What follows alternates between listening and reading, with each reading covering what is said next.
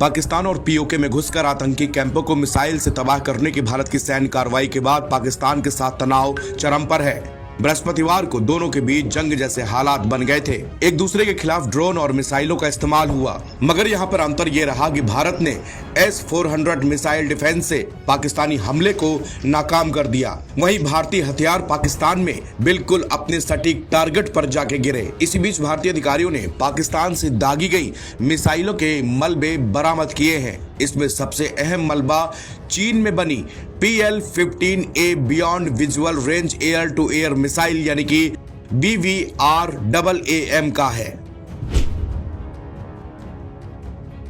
चीनी मिसाइल के मलबे की यह बरामदगी इसलिए और भी ज्यादा खास हो जाती है क्योंकि ये लगभग पूर्ण अवस्था में मिला है।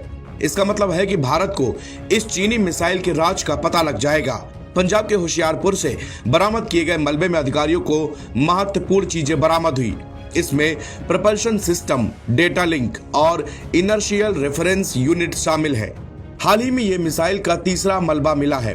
माना जाता है कि पाकिस्तान ने इस चीनी मिसाइल को भारतीय लड़ाकू विमानों को निशाना बनाने के नाकाम प्रयास के तहत दागा था। सबसे ताजा मलबा होशियारपुर के एक ग्रामीण क्षेत्र में पाया गया।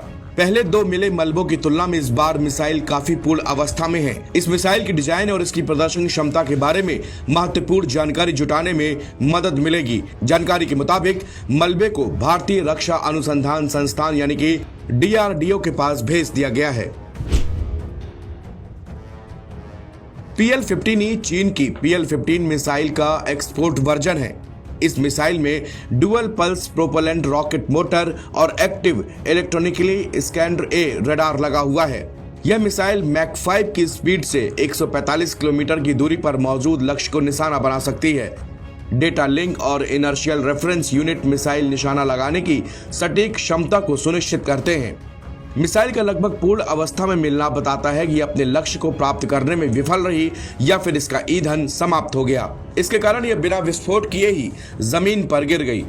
इसके पहले 7 और 8 मई को होशियारपुर में ही इस मिसाइल के 2 मलबे बरामद किए गए थे। ये मलबे भारतीय और पाकिस्तानी सेना के विमानों में डॉग फाइट की तरफ इशारा करते हैं। NBT ऑनलाइन की रिपोर्ट।